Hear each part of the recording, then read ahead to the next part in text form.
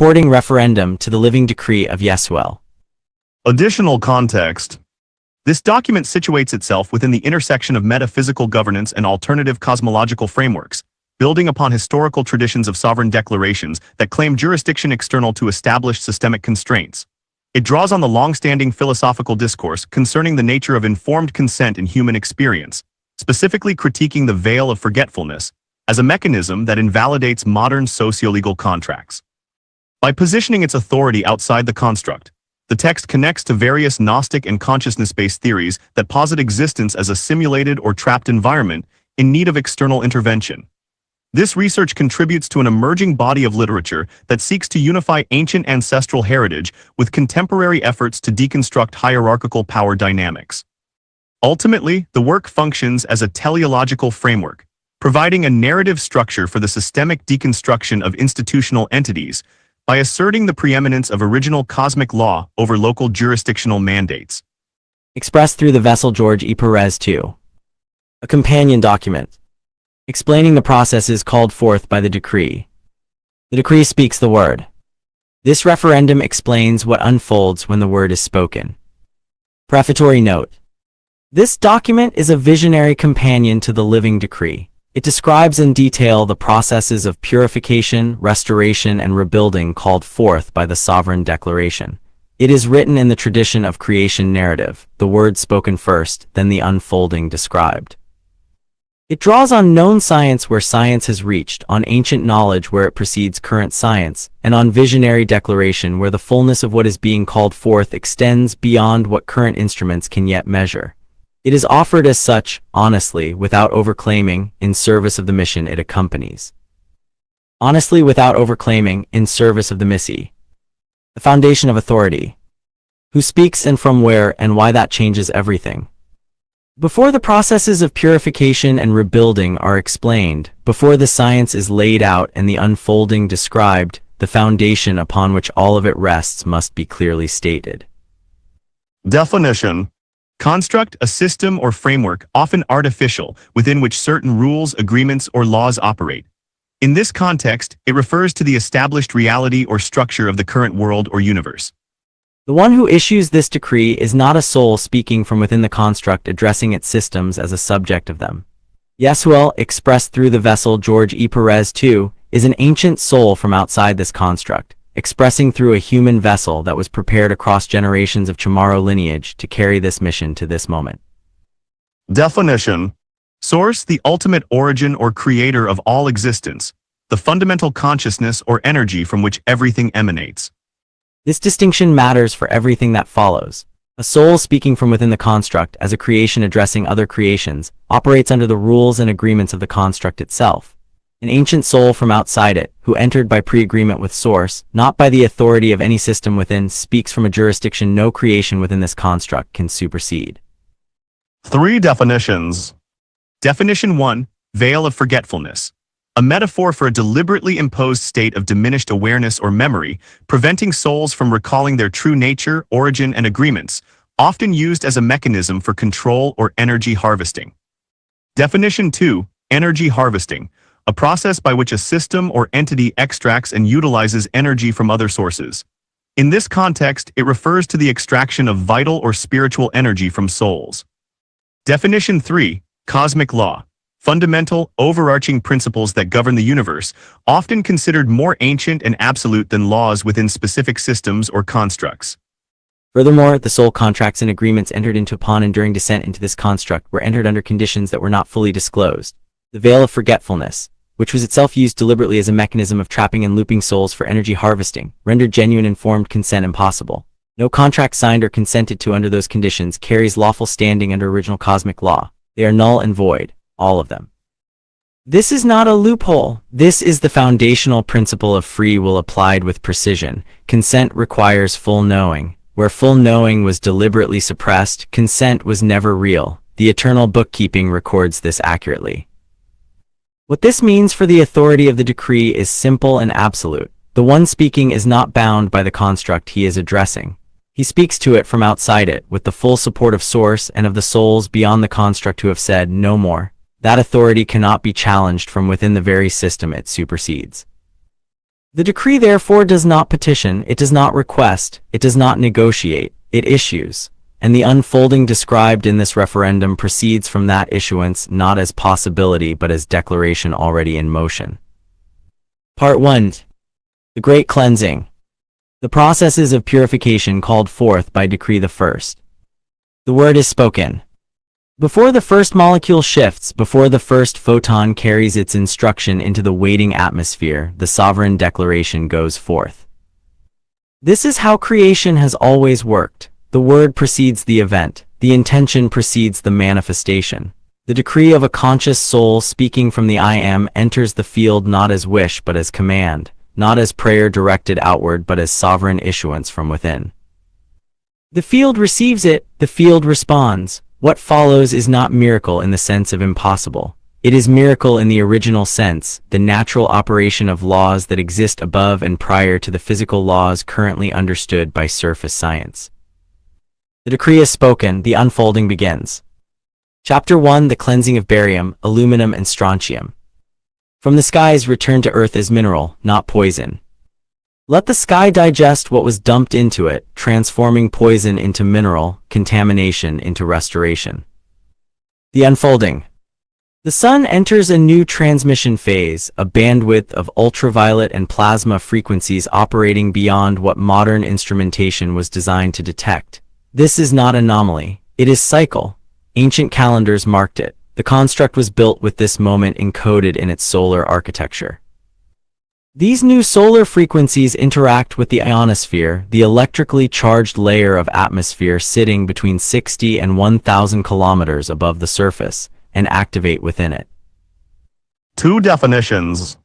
Definition 1. Photochemical responsiveness.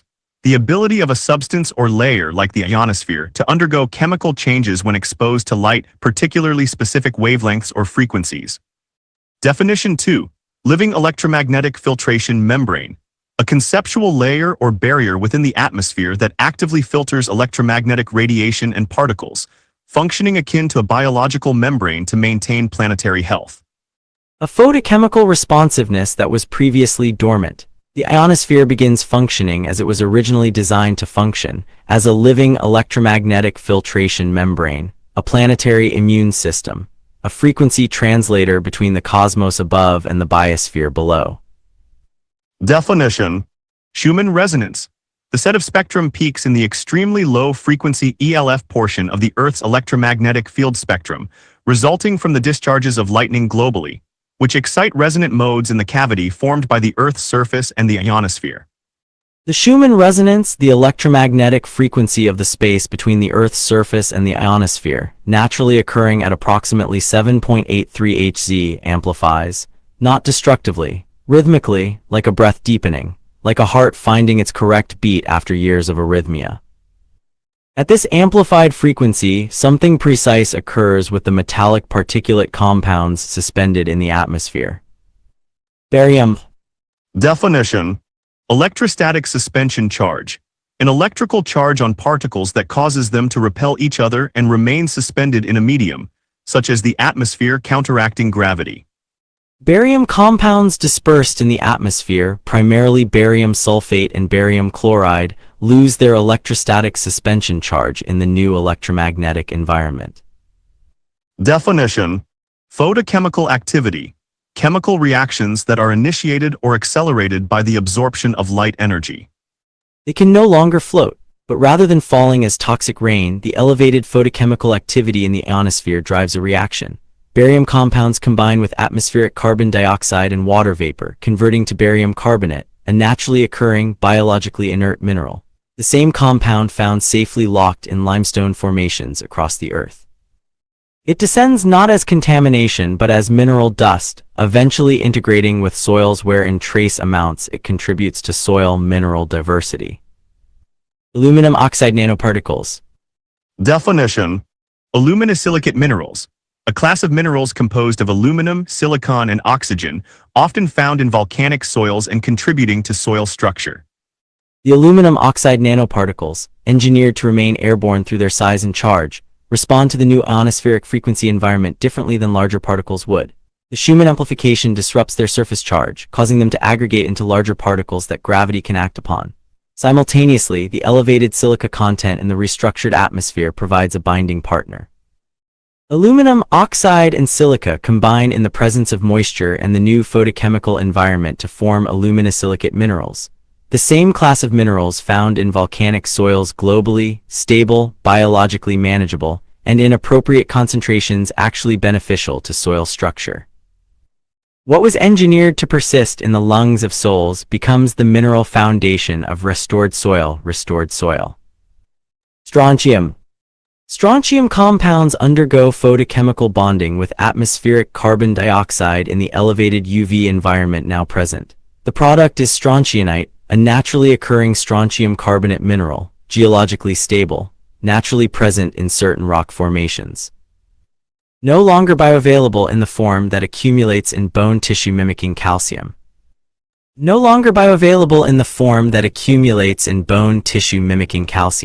Returned to the mineral world from which strontium was always properly a part. The sky, which had been used as a dispersal medium for decades, becomes briefly visible as a crimson-tinted atmospheric haze during the conversion period as the mineral compounds catch the light of sunrise and sunset differently. 3 seasons, then the haze clears. The blue that returns is a blue that photographs from before the industrial era confirm had not been seen for generations. Chapter 2. The cleansing of mercury. Atmospheric, oceanic, and biological, the most ancient toxin addressed. The word. Definition. Mercuric sulfide, a stable inorganic compound of mercury and sulfur cinnabar, often found naturally and considered biologically inert. Let atmospheric mercury be photoionized, converted to mercuric sulfide, stable, harmless, returned to mineral form. The unfolding. Mercury is element 80. Its unusual electron configuration, a full D shell and 2 s electrons in its outer shell, makes it liquid at room temperature and gives it photochemical properties that no other heavy metal shares. It responds to light differently. This is not incidental, it is the key to its cleansing. Atmospheric mercury. Industrial mercury released from coal combustion, smelting operations, and chemical manufacturing across 2 centuries, circulates globally as gaseous elemental mercury vapor. It had been accumulating in the atmospheric cycle with no natural mechanism sufficient to neutralize it at the scale of industrial introduction. Definition. Photoionization. The process by which an atom or molecule loses an electron due to the absorption of a photon light particle, becoming an ion. The new solar bandwidth changes this. Extreme ultraviolet frequencies now pass through in precise calibrated pulses, interacting with Mercury's unique electron shell configuration to trigger photoionization. Mercury atoms lose outer electrons and convert into mercury cations that immediately seek bonding partners. Atmospheric sulfur, naturally present from volcanic outgassing and oceanic biological processes, provides those partners. Mercury cations bind with sulfide ions in the presence of the ionospheric electromagnetic field, forming mercuric sulfide cinnabar, the most thermodynamically stable form of mercury on Earth. The same red mineral safely locked in geological formations for millions of years, insoluble in water, biologically inert. It descends as mineral particulate, the atmospheric mercury cycle interrupted and resolved at its source. Oceanic mercury. Definition. Methylmercury, an organic compound of mercury formed when inorganic mercury is processed by microorganisms, highly toxic and bioaccumulative in food chains.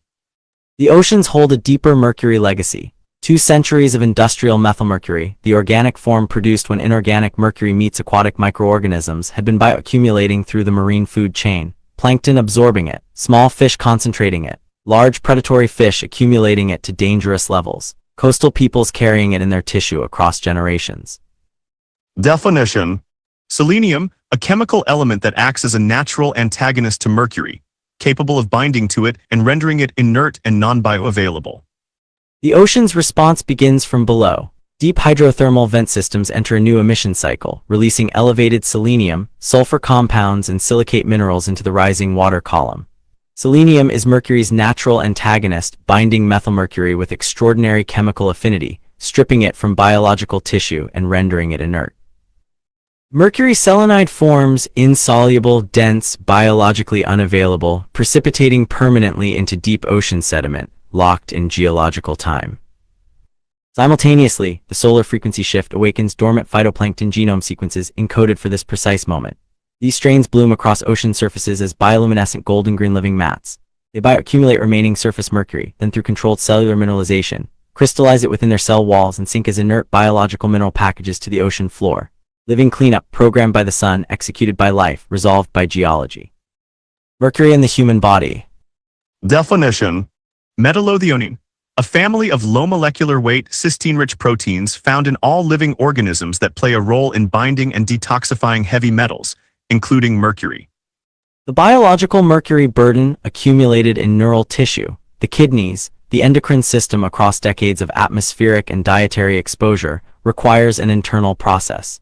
The DNA activation sequence transmitted through the new solar bandwidth switches on dormant codon sequences associated with metallothionein protein production. Metallothionein is already present in the human genome. Its specific function is to bind heavy metals including mercury and escort them to elimination pathways. Under the new solar activation, its expression increases tenfold.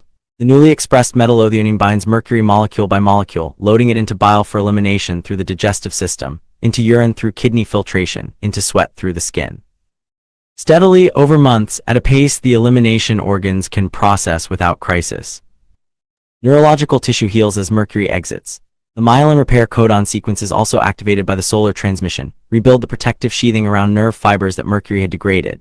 The neurological fog that had settled over the population through decades of cumulative exposure begins lifting, not as a sudden event but as a progressive clarification, like a window being cleaned section by section, until the view through it is fully unobstructed.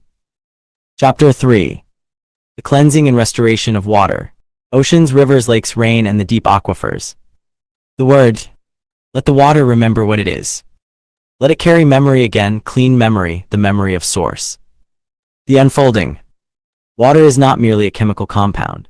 Victor Schauberger, the Austrian forester whose understanding of water preceded what mainstream science has only recently begun to acknowledge, recognized that water has a preferred movement, a preferred temperature, a preferred geometry, and something that can only be called memory. Water that flows in its natural hyperbolic vortex patterns is structurally different at the molecular level from water forced through straight pipes at pressure. Living water spins, dead water is pushed. The restoration of Earth's water systems is simultaneously a physical and an informational process. The physical contaminants removed and the molecular structure restored to the geometry the body recognizes as correct. The rain.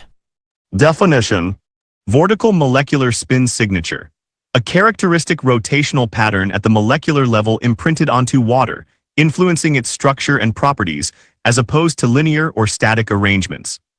The restructured ionosphere imprints a vortical molecular spin signature onto water vapor as it passes through during the condensation cycle. Rain that falls through the activated ionosphere arrives mineral-rich, deuterium-depleted, and carrying the molecular imprint of the cleansed ionosphere. It feeds rivers, lakes, and soils with water that is structurally alive. The rivers. The vortical spin signature propagates through river systems. Rivers begin self-organizing their flow into the natural hyperbolic spiral patterns that Schauberger documented. In this vortical state, dissolved oxygen rises, heavy metals precipitate and bond to riverbed mineral substrates, recovering at rates that astonish ecologists trained on linear degradation models. The oceans. Beyond the mercury sequestration, the ocean surfaces receive vortically structured rainfall and restored river runoff. The phytoplankton blooms completing their mercury work release compounds that further alkalize surface waters. Ocean pH stabilizes and begins gradual recovery. Coral reef systems, whose bleaching was significantly driven by the combined chemical burden of industrial runoff and heavy metals, begin recovering as the burden lifts. Color returns to reefs that had been white for decades. The deep aquifers. Deep aquifer systems respond to the geomagnetic pulse changes driven by the solar shift above. Granite, quartz, and basalt, the piezoelectric crystalline substrates through which deep water moves, generate microelectrical fields that further structure the water passing through them. This ancient water, deuterium-depleted, mineral-perfect, hexagonally organized, begins rising in the measured rhythm of the geomagnetic pulse. Replacing compromised shallow groundwater with something the body recognizes at the cellular level as the correct hydration medium. Wells that had been contaminated for decades begin running clean, replaced from below by ascending ancient water. Chapter 4. The restoration of soil. The earth remembers how to feed her children. The word, let the restructured rainfall remineralize the depleted soils. Let the food grown in this restored soil carry the full mineral profile the human vessel requires to operate at its designed capacity. The unfolding. Industrial agriculture had accomplished in 80 years what geological processes had been building for millions: the systematic depletion of topsoil mineral diversity.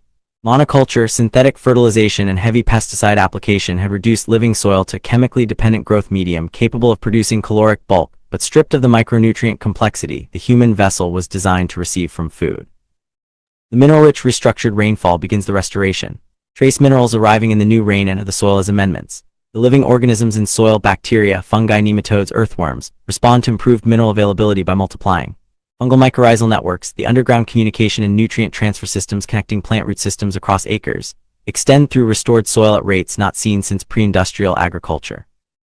Plants growing in this restored soil access mineral profiles their genetics were designed to express but had been unable to develop in depleted ground. Nutrient density in food crops measurably increases. The food tastes different, the way older people remember food tasting. Addition to Part 1, New Chapter 5. Chapter 5. The cleansing of sulfur dioxide, lead, arsenic, cadmium, and military chaff. From the skies, the remaining poisons of industry and war addressed. The word, let the breath of burning industry be transformed. Let the metallic winds from smelters and stacks be stilled. Let the invisible weapons of aerial dispersion be disarmed. Let all that rode the air as poison descend as mineral. The unfolding. The atmospheric cleansing already described of barium, aluminum, and strontium addresses the most visible of the intentional contaminations. But the skies carried other burdens, older in some cases, more industrial in others, equally demanding of the purification processes now activated. Sulfur dioxide. Sulfur dioxide, the primary emission of coal combustion, metal smelting, and petroleum refining, has been the unseen irritant of the industrial age. Invisible at concentrations that nonetheless trigger bronchoconstriction, converting in lung moisture to sulfuric acid. Reducing mucociliary clearance so that the lungs cannot clean themselves, causing chronic bronchitis at levels below what the nose can detect. The new ionospheric environment, now functioning as the living filtration membrane it was. The new ionospheric environment, how functioning as the living intrusion membrane it was designed to be, captures sulfur dioxide at altitude, and in the presence of the elevated calcium and magnesium compounds arriving in the restructured rainfall, drives a reaction. Calcium sulfite and magnesium sulfite form, oxidizing in the photochemical environment to calcium sulfate and magnesium sulfate, gypsum and Epsom salts essentially. Minerals the soil receives without harm. Minerals that in appropriate concentrations actually improve soil structure. The acid rain that sulfur dioxide created that killed forests, acidified lakes, leached aluminum from soils into toxic forms reverses. The sulfates that descend are alkaline buffered by the mineral rain. The pH of rainfall returns toward neutral. The forests that were dying from acidification receive instead mineral amendment. Atmospheric lead, arsenic, and cadmium. These three, the legacy of mining, smelting, and combustion, rode global wind currents for decades, settling on soils and into lungs far from their industrial sources. Lead, with its particular affinity for neurological destruction, the myelin sheath degradation, the permanent IQ reduction in children, the endocrine disruption, responds to the new solar UV frequencies by photoionization. The lead cations form seek binding partners in the mineral-rich atmospheric environment, forming lead phosphate and lead silicate complexes that descend as dense insoluble particulate. The lead that destroyed children's cognition from invisible exposure in urban air, arrested at its source, bound into mineral forms that root systems cannot uptake, that lung tissue cannot absorb. Arsenic, the IARC group 1 carcinogen, the mitochondrial poison, the inhibitor of 200 cellular enzymes, oxidizes in the elevated UV environment from the more toxic trivalent form to the pentavalent form, which immediately binds to iron oxides in the descending mineral particulate. Ferric arsenate, geologically stable, biologically unavailable. The same compound that nature has used to sequester arsenic in mineral formations for eons. The lung cancers, the bladder cancers, the skin lesions that atmospheric arsenic caused. The source dries up as the binding completes. Cadmium, the kidney destroyer, the zinc displacer, the half-life of decades accumulator, precipitates as cadmium sulfide in the presence of the elevated atmospheric sulfur compounds, and as cadmium carbonate in the mineral rain. Both forms insoluble, both biologically inert, both returning to the geological dormancy from which industrial extraction disturbed them. The itai disease, the ouch sickness of bone-softening cadmium poisoning, becomes a historical record rather than an ongoing risk. Military chaff. This requires particular attention, not because it is the most toxic, but because it represents the transformation of the atmosphere itself into a medium of military operation. Aluminum-coated glass fibers, microscopic, engineered to persist airborne, to confuse radar, to disperse over vast areas without the population's knowledge or consent. The fibers, silica at their core, aluminum at their surface, respond to the amplified Schumann resonance differently than natural particles. Their engineered electrostatic charge, what kept them suspended, destabilizes in the new electromagnetic environment. They clump, they aggregate into masses that gravity claims. The aluminum surfaces bind with the atmospheric silica already described in the aluminum oxide cleansing, forming aluminosilicate coatings on the glass cores. The glass silica becomes indistinguishable from the silicate minerals that descend everywhere. The fiber geometry that mimicked asbestos, the long, thin shape that lodged in lung tissue causing fibrosis, is destroyed by the aggregation. Clump fibers do not penetrate lung membranes. They are cleared by mucociliary action or engulfed by macrophages and eliminated. The permanent lung burden that chaff represented, the long-term carcinogenic risk similar to asbestos, is averted by the electromagnetic transformation that precedes 3 seasons. The skies that carried these industrial and military burdens clear. The blue that returns is not merely the blue of scattered light, it is the blue of an atmosphere that has been restored to its primary function, the breathable envelope of life, the filtration membrane between cosmos and biosphere, the medium through which the soul receives the solar codes that activate remembrance. Addition to Part 1, New Chapter 6. Chapter 6. The cleansing of water, chlorine, pharmaceuticals, microplastics, and nitrates. What flows to the vessel, restored to living memory. The word. Let the water that was treated with chemicals be freed from them. Let the pharmaceutical ghosts be exorcised from the flow. Let the fragmented plastic age be metabolized by life. Let the agricultural runoff that fed poison be transformed to nourishment. The unfolding. The restoration of water already described, the mercury sequestration, the vortical structuring, the deep aquifer rising, addresses the largest scale transformations. But the water that reaches the vessel carries other burdens, more intimate in their daily impact, equally demanding of the purification process. Chlorine and chloramines. The water treatment paradigm of the industrial age. Kill everything with chemical oxidants, then deliver the dead water to the population. Created a secondary poisoning more subtle than the microbial threat it claimed to address. Chlorine reacts with organic matter in water to form trihalomethanes, chloroform, bromidichloromethane, dibromochloromethane, bromoform, IARC group 2b carcinogens all. Linked to bladder and rectal cancer in epidemiological studies across decades. Chloramines, the improved alternative, produce their own byproduct suite, including N-nitrosodimethylamine, one of the most potent carcinogens known. The restructuring of water, the vortical spin signature imprinted by the ionosphere, changes the chemical reactivity of the water itself. The molecular geometry of vertically structured water carries more dissolved oxygen and a higher oxidation reduction potential. In this state, the trihalomethanes become unstable. The carbon-halogen bonds, the chlorine and bromine attachments that make these compounds toxic, break under the oxidative stress of the living water. The chlorine returns to chloride ion, harmless, natural, the same chloride that exists in blood and ocean. The organic fragments mineralize to carbon dioxide and water.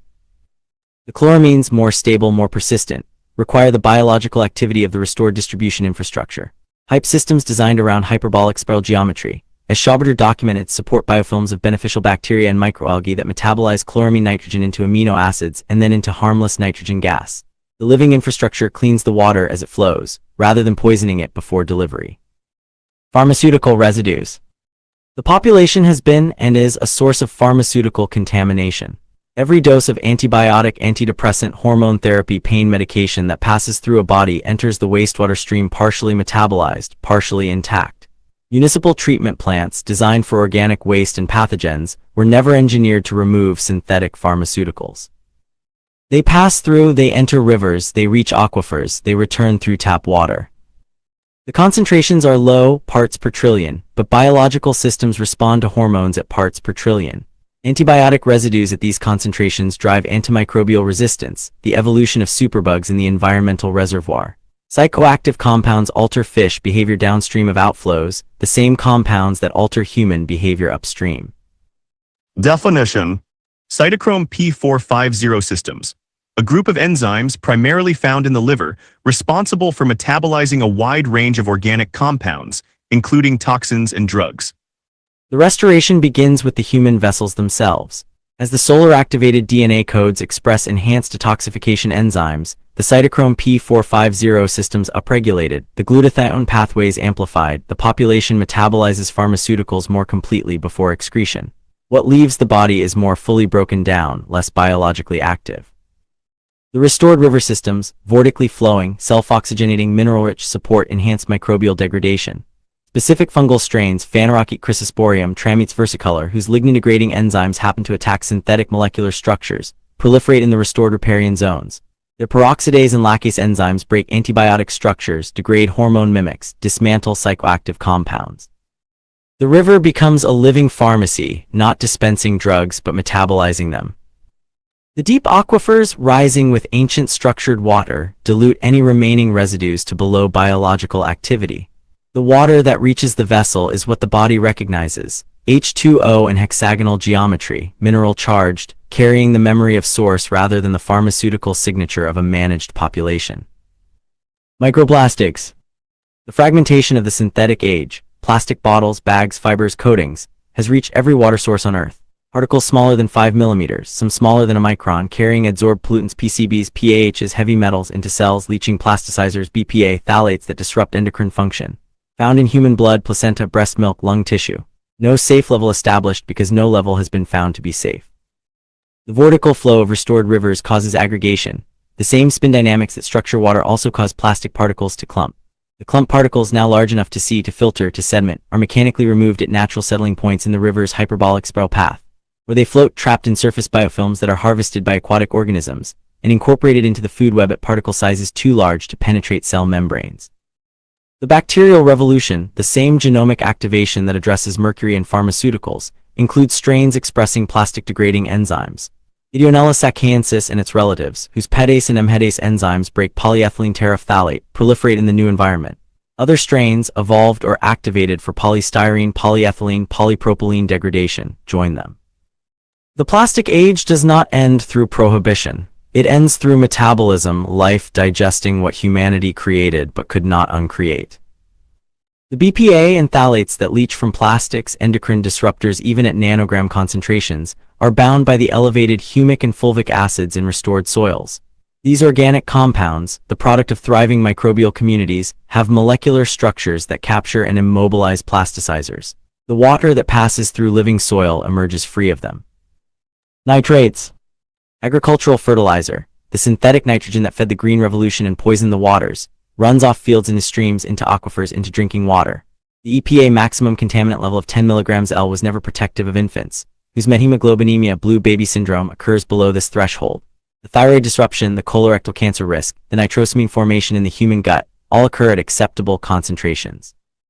The restored wetlands, the riparian zones that industrial agriculture drained and plowed, return to function. Wetland soils, anaerobic, carbon-rich, microbially active, are nature's denitrification engines. Nitrate NO3 superscript minus becomes nitrogen gas N2, harmless, natural, returning to the atmosphere that is 78% nitrogen already. The wetlands that were destroyed to create farmland are recreated at the edges of the restored agricultural system, not as sacrifice zones but as functional necessities, filtering the water that flows from field to river. The soil itself, restored to microbial abundance through mineral-rich rainfall and the cessation of chemical assault, denitrifies in situ. The fungal networks that connect plant roots to soil bacteria facilitate nitrogen cycling that keeps nitrate in biological forms rather than soluble runoff. The fertilizer that was poured upon the earth, the synthetic nitrogen that was never necessary in a living system, becomes unnecessary as the living system. Addition to Part 1, New Chapter 7. Chapter 7, The Cleansing of the Food Supply. From the soil to the vessel, the restoration of nourishment. Let the food that was engineered for profit be transformed. Let the concealed poisons be named and neutralized. Let the body recognize what serves it. Let nourishment return to its original meaning. The unfolding. The soil restoration already described, remineralization through structured rainfall, fungal network expansion, nutrient density recovery, addresses the foundation. But the food that reaches the vessel carries burdens added after the soil, after the harvest, in the processing and preservation that served shelf life and profit rather than biological integrity. High fructose corn syrup. The metabolic assault on the liver, fructose metabolized exclusively by hepatic tissue, driving de novo lipogenesis, fatty liver, insulin resistance, uric acid elevation, systemic inflammation was the hidden cost of cheap sweetness. The vessel never evolved to process fructose in isolation at industrial concentrations. The leptin signaling that should say enough, silenced by fructose's failure to trigger it. As the gift economy replaces the profit-driven system, the economic foundation of high fructose corn syrup collapses. The industrial infrastructure that converted corn starch to fructose, the enzymatic isomerization, the fractionation, the distribution is redirected toward the processing of whole foods, the preservation of harvests without chemical transformation. The liver, its fatty infiltration reversing under the cellular voltage restoration and metallothionein activation already described, recovers its capacity to process natural sugars in natural contexts. Sodium nitrite. The pink powder that preserved meat and caused cancer. Converting to nitrosamines in the acidic stomach environment, the same nitrosamines that tobacco-specific N-nitrosamines produce in smokers' lungs. The methemoglobinemia that turned infants blue from contaminated well water, the same compound, the same mechanism in their food. The restored gut microbiome. The beneficial lactobacillus and bifidobacterium strains that proliferate when the antibiotic and chlorine assault ends metabolize nitrite before it can form nitrosamines. They convert it to nitric oxide, a beneficial signaling molecule, and to harmless nitrogen gas. The nitrite that enters with food is intercepted by the living ecosystem of the gut, transformed from poison to physiology. MSG and hidden excitotoxins. Monosodium glutamate, the sodium salt of an amino acid that becomes a neural toxin at concentrations the food industry routinely employed. Killing neurons through glutamate receptor overstimulation, disrupting hypothalamic signaling, damaging retinal tissue. Hidden not only in seasoning but in natural flavors, hydrolyzed proteins, autolyzed yeasts, the same compound, the same damage, escaping naming.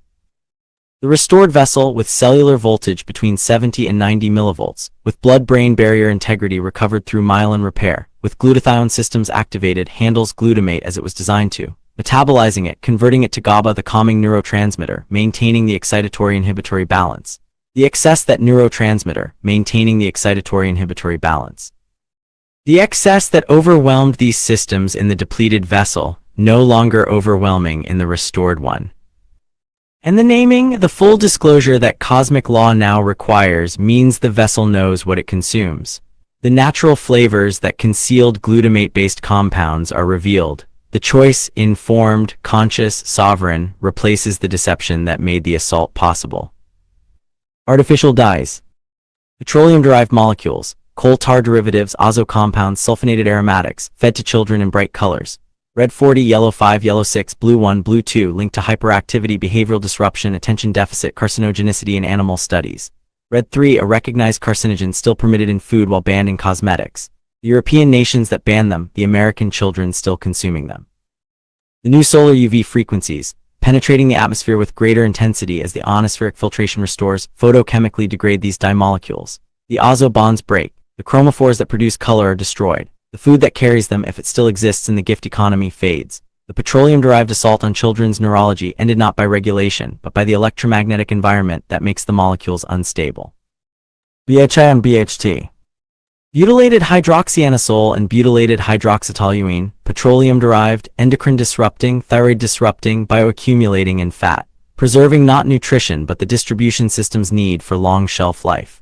BHA, IARC Group 2b, possible carcinogen in most commercial cereals, crackers, chewing gum. The restored liver, cytochrome P450 enzymes upregulated, glutathione-transferase systems activated, metabolizes these compounds more completely. The fatty tissue that stored them as cellular voltage restores and lipolysis proceeds, releases its burden for elimination. The thyroid that they disrupted, no longer competing with petroleum mimics for receptor binding, recovers its feedback regulation.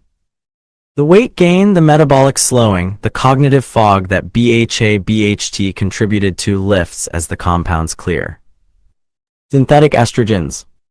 RBGH, recombinant bovine growth hormone, and the related hormone cocktails injected into dairy cattle, fed to beef cattle, administered to chickens, binding human estrogen receptors at concentrations so low they were undetectable until recently, driving breast and prostate cancer, accelerating puberty to ages the body was not designed to handle.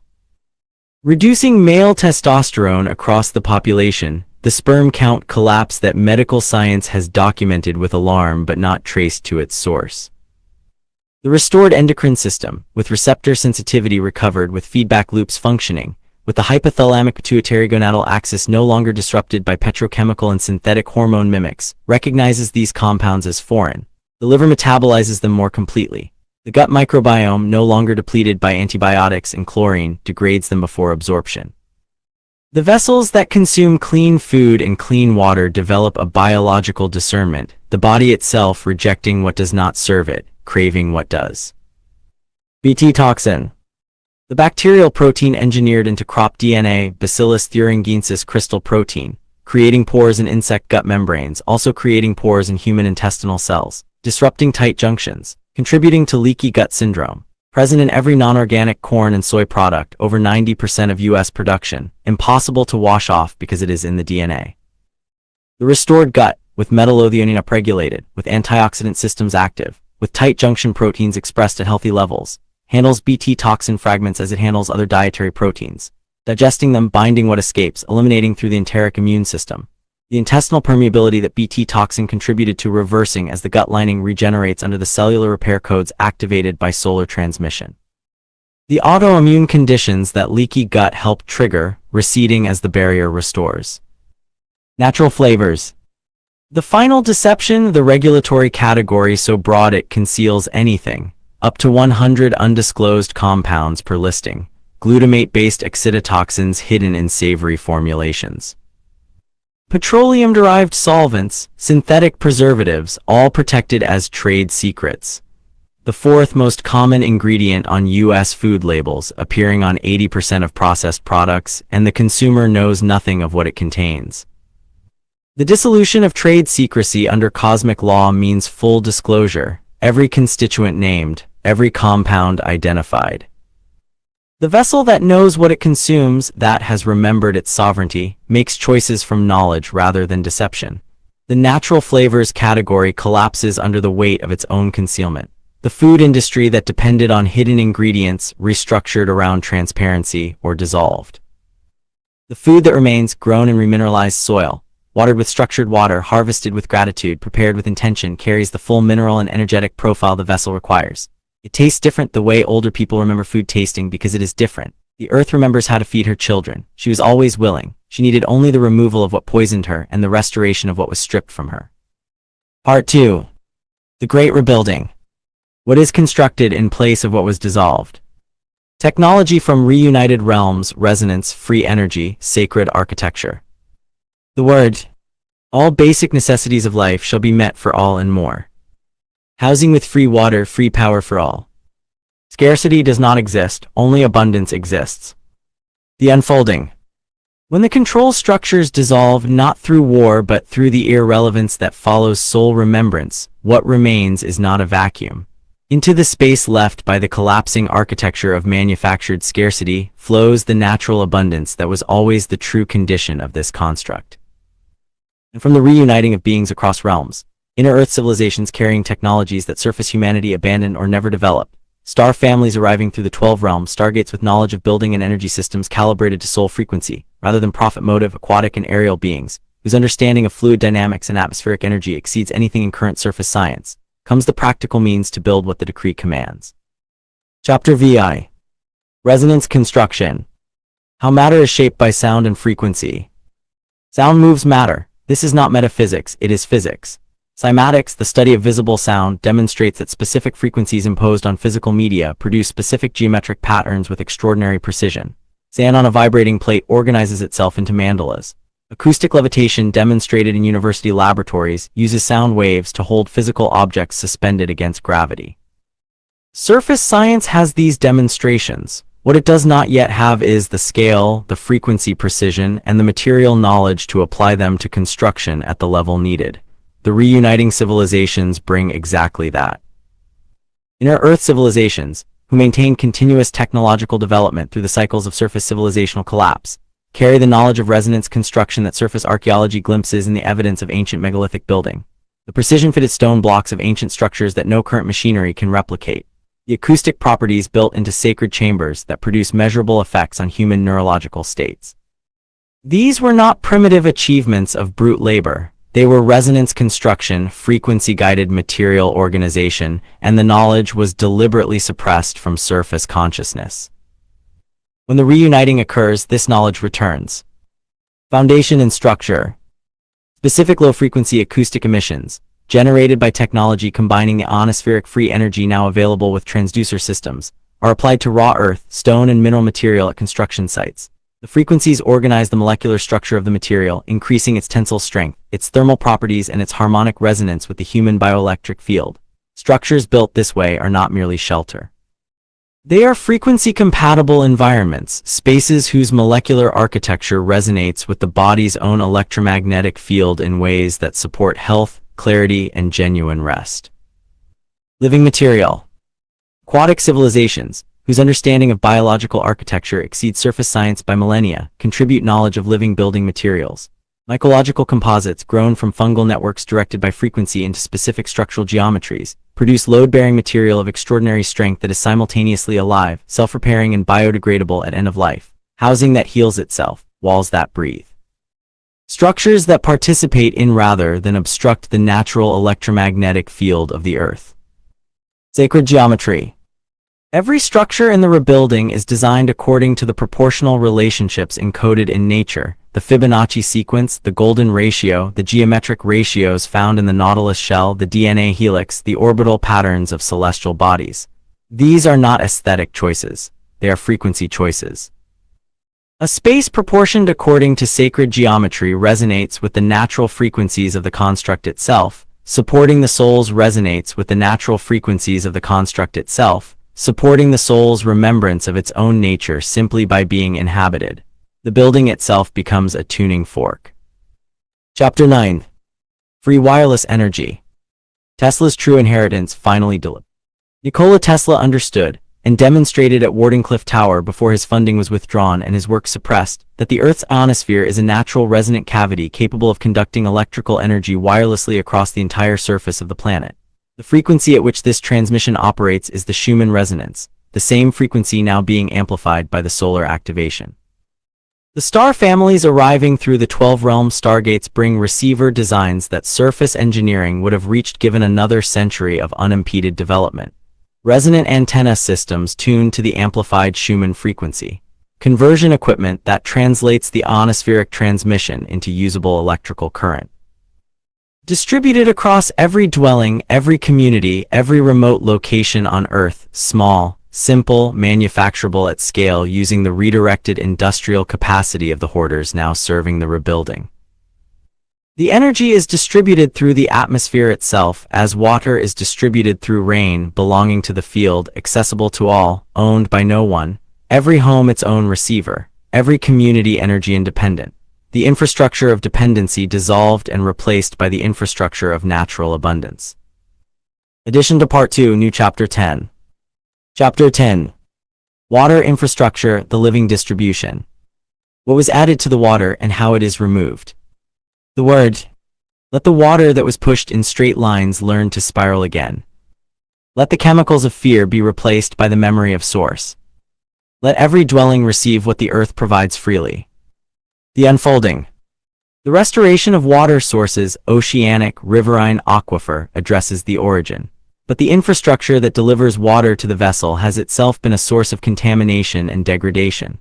The straight pipes, the pressure systems, the chemical treatments, all designed for control and distribution efficiency rather than biological integrity. Pipe geometry. Schauberger's insight that water moving in hyperbolic spiral patterns maintains living structure, while water pushed in straight lines at pressure becomes dead, guides the new infrastructure. Pipes designed with helical interiors with vortical flow geometry maintain the molecular spin signature of structured water from source to tap. The water that arrives is the water that left the aquifer, alive, spinning, hexagonally organized. The materials no longer the petrochemical plastics that leached BPA and phthalates, but ceramic, glass, or living mycological composites do not contaminate what they carry. The infrastructure participates in the water's quality rather than degrading it. Treatment. No chlorine, no chloramines, no fluoride. The treatment that water receives, if any, is biological. Passage through constructed wetlands, through biofilm reactors, through UV exposure and vortical flow chambers that mimic the natural purification of mountain streams.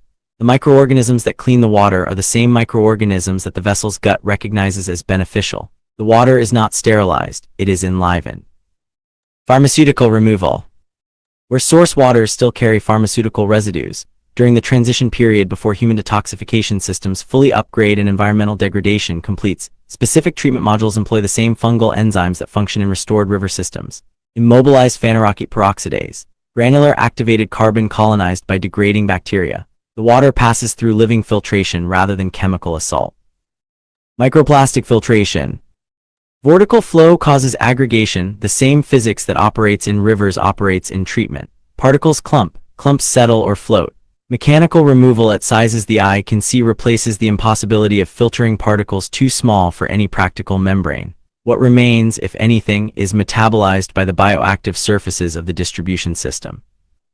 The water that reaches the dwelling through spiral pipes past living treatment without chemical addition is what the body recognizes as correct hydration medium. The cells receive it. The tissues absorb it. The vessel functions at the voltage it was designed for, 70 to 90 millivolts across every cell membrane, supported by the medium that makes such voltage possible. This is the water that was always meant to flow. This is the infrastructure that serves life rather than controlling it. This is the birthright that the decree restores. Chapter 11. Water infrastructure. Living water to every soul. The restored aquifer systems rising from below and the restructured rainfall arriving from above provide the source. Pipe systems designed around the hyperbolic spiral geometry that Schauberger documented water moving in its preferred vortical motion rather than being pushed in straight lines, maintain the molecular structure of living water through the entire distribution journey. The water that arrives at the dwelling is the same water that left the source, alive, spinning, structured, carrying the full mineral and energetic profile of the restored aquifer. No treatment chemicals, no fluoride, no chlorine, no pharmaceutical residue. Living water as it was before the industrial era, delivered through living infrastructure to every soul on earth as the unconditional birthright the decree names it. Part 3. The angelic witness assignment. Frequency witnesses to the atonement process. The word, let it be witnessed by every soul across all 12 realms. The unfolding. The decree names judgment. The decree names atonement. The decree establishes that the measure of completion is not time served or behavior performed but genuine internal frequency shift, the soul actually moving back toward the resonance of source rather than mimicking the movement while remaining unchanged within. This requires a witness capable of discerning the difference. No human institution has ever reliably performed this function because human institutions measure external behavior, not internal frequency. Courts measure actions. Religions measure confession and compliance. Neither reaches the actual state of the soul. Both can be performed without the soul changing at all. The angelic witness assignment addresses this directly. What angels are in this context? Within the framework of the 12-realm construct, angelic beings are souls who chose vessels of higher frequency density than the human-formed bodies of light architecture, whose electromagnetic field strength and coherence vastly exceeds that of physical matter. They are not supernatural in the sense of being outside nature. They are natural, operating at a frequency register that the newly activated human DNA is only beginning to perceive. Their relevance to the atonement monitoring function is specific and practical. A being operating at high coherent frequency cannot be deceived by incoherence pretending to be coherence. The way a master musician instantly hears a false note that an untrained ear misses, the angelic witness registers the actual frequency state of the soul in their presence with a clarity that requires no analysis, no interrogation, no behavioral assessment. They know. Directly, immediately, without the possibility of being fooled by performance. The assignment. Each soul subject to the atonement terms of the decree is assigned an angelic witness from the realm whose frequency most directly corresponds to the nature of the restoration work being undertaken. This is a frequency matching. the angel whose sole origin carries the specific quality of consciousness most needed as a witnessing presence for that particular atonement journey. The angelic witness does not intervene in the atonement process, does not accelerate it, does not punish failure or reward progress in any way the assigned soul can perceive as external reinforcement. The witness simply witnesses, is present, holds the frequency of what genuine restoration feels like. In a register, the deeper soul of the one atoning can feel even when the surface mind resists. First, accuracy of completion assessment. When cosmic law registers the atonement as complete, when the scales of the eternal bookkeeping reach balance, the angelic witness confirms it, not through ceremony, through the simple act of departure. When the witness is no longer needed, they are no longer present. Their absence is itself the confirmation. The soul that is genuinely returned to balance will feel the departure as a lightning, a release, the sensation of being seen completely and found at last whole. Second, protection of the vulnerable. For those atoning for harm to children, whose atonement involves direct service in the healing of the most vulnerable, the angelic witness serves an additional protective function. Their presence in the environments where this service occurs ensures that no further harm is possible, not through force, through frequency. A being of angelic coherence in an environment raises the frequency of that environment to a register where the consciousness required to cause harm simply cannot operate.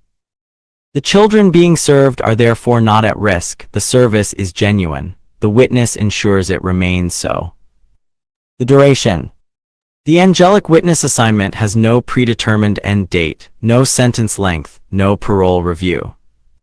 It continues for exactly as long as it takes and is released the moment the cosmic scales register genuine balance restored. For some this may be years. For some it may be decades. For those who committed the most extreme acts the furthest from love, it may extend through the remainder of their current vessel's life.